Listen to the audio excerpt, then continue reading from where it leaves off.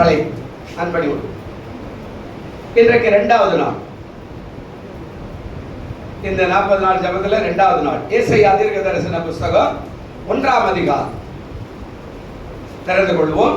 ஏசாயா தீர்க்கதரிசன புஸ்தகம் 1ஆம் அதிகாரம். இதுல ஒரு பகுதி இருக்கிறது. இந்த பகுதியும் 2வது நாள் தலைப்பு என்ன அப்படின்னா, கர்த்தருடைய நாமத்துக்கு ஸ்தோத்திரம். நீங்க 2வது நாள் தலைப்பு பின்னோக்கி செல்லுது. என்னதுங்க அது? பின்னோக்கி செல்லுது. ஏசாயா 1ஆம் அதிகாரத்துல இப்படி ஆண்டவர் சொல்றாரு, பின்னோக்கி செல்லுது அப்படின்னு சொல்றார். அதாவது கடவுளின், தேவனின், பிதாவின் வேதனை வெளிப்பாடு. அந்த தலைப்பினுடைய அடித்தளத்துல பின்னோக்கி செல்லுதல் அப்படின்னா, கடவுளா இருக்கிற, பிதாவா இருக்கிற, தேவனா இருக்கிற அவருடைய வேதனையினுடைய வெளிப்பாடு. அந்த வெளிப்பாடு தான் 4வது வசனம் வரையில சொல்றாரு. ஆமோசின் குமாரனாகிய ஏசாயா யூதாவின் ராஜாக்களாகிய உசியா, யோதாம், ஆகாஸ், எசேக்கியா என்பவர்களின் நாட்களிலே யூதாவையும் எருசலேம் குறித்து கண்ட தரிசனம். இப்போ 2வது வசனம் சொல்றார், வானங்களே கேளுங்கள், பூமியே செவிக்கொடு, கர்த்தர் பேசுகிறார் அப்படின்னு ஆரம்பிக்கிறார். என்ன பேசுறாரு? இப்ப பாருங்க, இந்த காரியம் பின்னோக்கி செல்லுது. விசுவாசிங்க பின்னோக்கிட்டாங்க, யூதர்கள் பின்னோக்கிட்டாங்க, இஸ்ரவேலர் பின்னோக்கிட்டாங்க. இப்ப அதனுடைய வேதனை வெளிப்படுத்துறார். அந்த வேதனை என்ன சொல்றாரு? அதாவது வானங்களே பூமியே செவிக்கொடு, கர்த்தர் பேசுகிறார். நான் பிள்ளைகளை வளர்த்து என்ன செய்த? ஆதரித்தேன். அவர்களோ எனக்கு விரோதமாய் என்ன பண்ணிட்டாங்க? ஆண்டவர் சொல்றார். பிரியமான தேவர்களே, நம்முடைய வாழ்க்கையில கடவுள் நம்மளை எடுக்கும் போது நம்ம நினைச்சுக்கிறோம் ஏதோ ஒரு வேலை இல்லாத, அப்படி இல்லை. அவருடைய சித்தத்தை செய்வது. நம்ம உலகத்துல கூட கல்யாணம் பண்ணோம் அப்படின்னா, கல்யாணம் பண்ண உடனே நமக்கு ஒரு பிள்ளை பிறக்கணும், ஆணோ பெண்ணோ ஏதோ ஒரு பிள்ளை. அந்த பிள்ளைய நம்ம சித்தத்தின்படி முதலாவது வளர்ப்பதற்கு பிரயாசப்படுறோம். அது நம்மள மாதிரியே நடக்கணும், நம்மள மாதிரியே பேசணும், நம்மள மாதிரியே ஓடணும், நம்மள மாதிரியே சாப்பிடணும், டீசெண்டா இருக்கணும், நம்மள மாதிரியே அழகா அலங்காரம் பண்ணிக்கணும், நம்மை போலவே அது என்ன பண்ணணும்? படிக்கணும், நல்ல படிக்கணும், நல்ல ஒரு இடத்துல போய் வாஞ்சியோடு கூட அது வாழணும் அப்படின்ற மாதிரி எல்லாம் நிறைய காரியங்கள் எல்லாம் நம்ம செய்வோம் இல்லை. அப்போ ஆண்டவரும் நம்ம ரட்சிப்பில் எடுக்க நம்ம தேடி வந்து மனுஷனை உருவாக்குற அந்த ஆதாமுடைய காரியத்துல மண்ணினால் உருவாக்கி அந்த பொம்மையை கையில் வச்சுட்டு பாக்குறாரு. மூக்கு சரியா இருக்குது, மொழி சரியா இருக்குது, கண்ணு சரியா இருக்குது, இமை சரியா இருக்குது, எல்லா காரியத்தில் இருக்குது. ஒரு முறைக்கு 4 முறை பாக்குறாரு. பார்த்துட்டு திருப்பி பார்த்துட்டு, ஓகே இந்த மண் பொம்மை நம்ம மாதிரியே இருக்குதுன்னா ஜீவ சுவாசத்தை ஊதினார் அப்படின்னு வேதம் சொல்லுது. அப்போ அவன் எப்படி ஆயிட்டா இங்க சொல்றாரு பாருங்க. அது சொல்றாரு, நான் பிள்ளைகளை வளர்த்து ஆதரித்தேன், அவர்களை எனக்கு விரோதமாய் வைத்தான். அப்படி ஆதாம் எனக்கு விரோதமாய் கலகம் பண்ணினான். 2வது பாருங்க, 3வது, மாடு தன் எஜமானையும் கழுதை தன் ஆண்டவருடைய முன்னணையும் அறியும், இஸ்ரவேலோ அறிவில்லாமலோ என் ஜனம் உணர்வில்லாமலோ என்ன ஆயிட்டது? போயிட்டு. இது கூட ஒரு நடிகர் கூட ஒரு வாரம் சொன்னார், கொஞ்ச நாளா நான் வைத்தியம் பண்ணியிருந்தேன், எனக்கு வாசனையே தெரியாது போயிடுச்சு, என் நாவல ருசியே இல்லாத போயிடுச்சு, லட்சங்கள் கோடிகளை சம்பாரிச்சு வருவார். அவர் சொன்னா, நான் வைத்தியம் பண்றேன், என்ன சாப்பாடு சாப்பிட்டேன்னு எனக்கு தெரியல, என்ன ருசின்னு தெரியல, கடவுள் கொடுத்த ஒரு காரியத்துல பார்க்க முடியுது, ஆனா அதை ருசிக்க முடியல, உணர்வு இல்லாத போயிடுச்சு அப்படின்னா. அப்ப ஆண்டவர் நம்மள சரியா முதலாவது காரியம், எனக்கு விரோதிகளாய் மாறிட்டாங்க, என்னை அறிய அவர்களுக்கு உணர்வு இல்லை, பாவம். இப்ப 3வது காரியம் சொல்றாரு, உணர்வு இல்லை.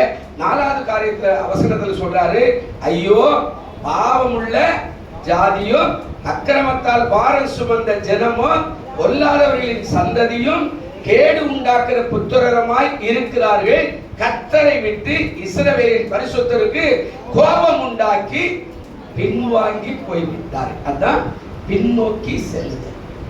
நம்ம எவ்வளவு பேரு முன்னோக்கி போற ஆயத்தமா இருக்கிறோம் இல்லைங்க? நான் ரட்சிக்கப்பட்ட நாள்ல இருந்து நான் ஜெபிக்கிறதுல இப்போ ஒரு 5 நிமிஷம் கூட்டி இருக்கிறேன். நான் வேதம் வாசிக்கிறதுல இப்போ 2 அதிகாரம் சேர்த்து வாசிக்கிறேன் இல்லைங்க. சர்ச்சைக்கு போறதுல 52 வாரத்துல நான் கரெக்டா கணக்கு பண்ணி பாக்குறேன். கூடுமானவர்ல 50 வாரம் கரெக்டா போயிருக்கிறேன். முன்னோக்கி செல்றத இப்ப பின்னோக்கி செல்ற காரியமா ஆண்டவரே சொல்றாரு. பிரியமான தேவப்பிள்ளைகளே, இங்க நல்லா கவனிங்க. அவருடைய வேதனை, கடவுளுடைய வேதனை. ஆதாங்க எனக்கு விரோதமா போயிட்டாங்க, 2வது என்னை அறியாமல் உணர்வில்லாத போயிட்டாங்க, 3வது பாவம் அக்கிரமம் பொல்லாப்பு செய்யற பிள்ளைகளாய் அவர்கள் என்ன ஆயிட்டாங்க? மாறிட்டாங்க. இன்னைக்கு நிறைய பிள்ளைகள் பார்த்து வேதனை பண்றல, என் பிள்ளை இப்படி ஆயிடுவானா எதிர்பார்க்கலங்க. என் பிள்ளை இவ்வளோ இப்படி ஆயிடுவான எதிர்பார்க்கல. நான் நினைச்சேன் இப்படிதான் இருக்கணும், இவன் இப்படிதான் வாழணும், இப்படிதான் படிக்கணும், இப்படிதான் முன்னேறணும்னு நினைச்சேன். ஆனா இப்ப இப்படி எனக்கு ஏற்கு மாறா இருக்கிறான்னு சொல்லும்போது ஆண்டவராக தான் வேதனையோடு கூட அப்படியே காரியத்தை கடைசி அவர் சொல்லும்போது சொல்றார், அந்த பிள்ளைகள் எப்படி ஆயிட்டாங்க, கோபம் உண்டாக்கிட்டு எனக்கு என்ன பண்ணிட்டாங்க, பின்வாங்கி. அதனால தான் ஆதாம் கேட்டார். பேசினார் ஆதாமை பார்த்து சொல்றார், ஆதாமே எங்கே? நீங்க இன்னும்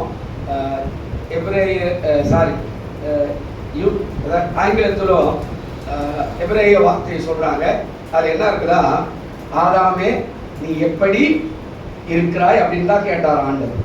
தமிழ்ல எப்படி கேட்டார் ஆண்டவர், நீ எங்கே இருக்கிறார். ஆனா அந்த ஆங்கிலத்துல அந்த எபிரேய மொழியில என்ன சொல்றதா, ஆதாமே நீ எப்படி இருக்கிறாய். இப்ப ஆண்டவருக்கு தெரியல அவன் என்ன ஆயிட்டானே. அப்போ ஆண்டவர் சொல்றாரு, அவன் பின்வாங்கி போயிட்டானே அப்படின்னு வேதனையோடு கூட கேட்கிறார். நீ எப்படி இருக்கிறாய், நீ எங்கே இருக்கிறார் என்றதை விட நீ எப்படி இருக்கிறாய் அப்படின்னு தான் ஆண்டவர் கேட்டார். அப்போ நம்ம வாழ்க்கையில நம்ம எப்படி இருக்கிறோம் ஆராய்ந்து பாருங்க. இந்த ரெண்டாவது ஆண்டவர் சொல்ற பின்னோக்கி செல்லுது. இப்போ அதுக்கு பாவ பரிகாரத்தை ஆண்டவர் செய்ய முடியாதான் உலகத்துல வந்தார். இந்த பாவ பரிகாரம் இந்த 1ஆம் அதிகாரத்திலேயே 16ல இருந்து 19 வரையிலும் இருக்கிறது. அந்த பாவ பரிகாரம் செய்யும்படியாகத்தான் அவர் பின்னோக்கி செல்ற மக்களை முன்னோக்கி செல்லும்படியாக வந்தார். நீங்க வாசிக்க வேண்டாம், நான் சொல்லிடுறேன். அப்படியே சொல்றாரு. அதுல ஒரு 6, 7 காரியம் 8 காரியம் இருக்கிறது. அவர் என்ன சொல்றாரு அப்படின்னா, அதாவது நன்மை செய்ய நீங்க என்ன செய்யுங்க, படியுங்க. அப்போ பின்னோக்கி போயிருக்கிற உங்களை முன்னோக்கி பார்க்கறதுக்கு என்ன சொல்றாரு, நன்மை செய்ய நீங்க என்ன பண்ணுங்க, படியுங்க. அந்த 16ல இருந்து அப்படியே வருது. கர்த்தருக்கு ஸ்தோத்திரம். அதுக்கப்புறம் நியாயத்தை என்ன செய்யுங்க, தேடுங்க. 3வது என்ன சொல்றாரு, விதவைகளை என்ன செய்யுங்க, விசாரிங்க. ஒடுக்கப்பட்ட விதவைகளை விசாரிங்க. அடுத்தது 4வது இந்த வழக்கை என்ன செய்யுங்க, அதாவது கொண்டு வா. உன் வழக்கு எதுவா இருக்குது, என்னால தீர்க்க முடியாதுன்னு நீ நினைக்கிற, என்னால தீர்க்க முடியாது, கொண்டு வா அப்படின்னு கேட்கிறார். 5வது மனம் திரும்புங்கள். இப்போ இவ்வளவு காரியத்தை சொல்லிட்டு இங்க முக்கியமா சொல்றாரு. என்ன சொல்றாருன்னா 16ல ஒரு காரியம் சொல்றார், உங்களை கழுவி.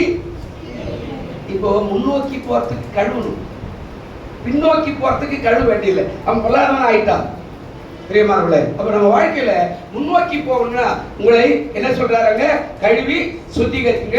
உங்கள் கிரியைகளினுடைய பொல்லாப்பை என் கண்களுக்கு என்ன பண்ணுங்க, மறைவாய் மாற்றி போடுங்க. அடுத்த காரியம் என்ன சொல்றாரு, அதாவது அகற்றி விட்டு தீமை செய்தலை. அப்போ உலகத்துல இதைத்தான் செய்து கொண்டிருக்கிறான் பிரியமான பிள்ளைகள். வாழ்க்கையில எதுக்கு இந்த சாம்பல் புதன்கிழமை 40 நாள் ஜெபம் அப்படின்னு சொல்றாங்க. நம்ம ஒரு படி உணர்ச்சியா இல்லாம, ஒரு படி குளிர்ச்சியா இல்லாம, நல்ல ஆரோக்கியமான ஒரு வாழ்க்கை வாழ்வதற்கு இதை பரிகாரமாக ஆண்டவர் வச்சுக்கிறார். அப்போ அவங்க பின்னோக்கி போயிட்டாங்க. இப்ப அந்த பின்னோக்கி பார்க்கணும்னா இந்த 16ல இருந்து 19 வசனம் முடிக்கும் போது கடைசியா சொல்லிட்டாரு, நீங்க மனம் பொருந்தி என்ன பண்ணுங்க, செவி கொடுங்க. கடைசி என்ன வருதுங்க, நீங்க மனம் பொருந்தி என்ன பண்ணுங்க. இப்போ 2வது நாள் இந்த தலைப்பு என்ன வருது, பின்னோக்கி செல்லுது. போகாத, நீ முன்னோக்கி என்ன செய்யுங்க, போ. எப்பவுமே முன்னோக்கி போறதுதான் வெற்றிகரமா இருக்குமே தவிர பின்னோக்கி போறது எப்பவுமே என்ன செய்யாது, வெற்றிகரமாய் வாழ முடியாது. அது சரியா இருக்காது, அது வேதனையா இருக்கும், அது தீமையா இருக்கும். ட்ரெயின் முன்னாடி போகும்போது வேகமா போகும், ஆனா பின்னாடி போகுது அவ்வளவு வேகமா வராது. இல்ல பின்னாடி தான் தள்ளிக்கிட்டு வருமே தவிர மெதுவா போகும், ஆனா முன்னோக்கி போகும்போது வேகமா வரும். நம்ம வாழ்க்கையில 2வது நாள் பின்னோக்கி போக வேண்டாம், முன்னோக்கி. ஆதாம் பின்னோக்கி போயிட்டான், அவனை வச்சு பெரிய தரிசனம் வச்சான். அவன் நம்மளை வச்சும் பெரிய தரிசனம் இல்லை, நம்மளை வச்சு பெரிய நோக்கம் இருக்கிறது. நம்மளை வச்சு என் பிள்ளைகள் இப்படி எல்லாம் ஆசீர்வதிக்கணும், என் பிள்ளைகள் எனக்காக இப்படி இருப்பா, என் பிள்ளைகள் எனக்காக பெரிய பெரிய காரியங்களை செய்வேன் ஆண்டவர் விரும்புகிறார். இல்ல அந்த விருப்பத்தை நிறைவேற்றுகிறவர்களாய் நாம் இருப்போமானா நிச்சயமாய் நாம் பின்னோக்கி போகவே மாட்டோம். பிரியமானவர்களை நீ பார்த்து கொண்டிருக்கிறதே பிள்ளைகளே, உங்க வாழ்க்கையில இப்படி செய்யுங்க, முன்னோக்கி போங்க, பின்னோக்கி போக வேண்டாம். அதுதான் வந்த அதான் பின்னோக்கி போயிட்டான், ஓடி போகிற மரத்துக்கு வந்துடா. இப்ப அந்த மரம், அந்த மரத்தினுடைய காரியத்துல மறந்துக்கிட்டான் இவன் நினைச்சுக்கிறான். ஆண்டவருக்கு தெரியும் எங்க இருக்கிறான். பலன் அங்கிருந்து கேட்டார், அதாமே நீ எப்படி இருக்கிறார்.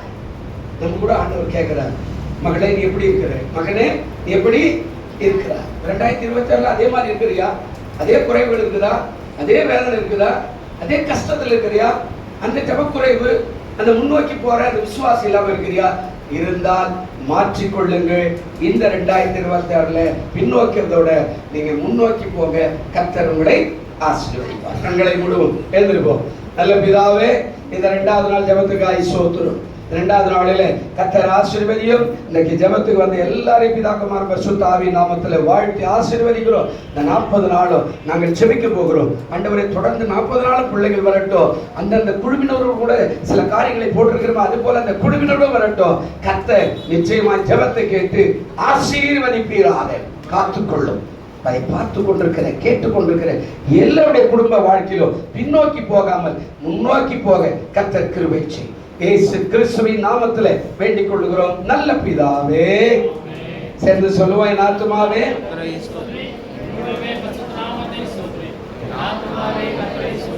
அவர் செய்த சகல உபகாரங்களையும் மறவாதே. ஆமென். சோதனை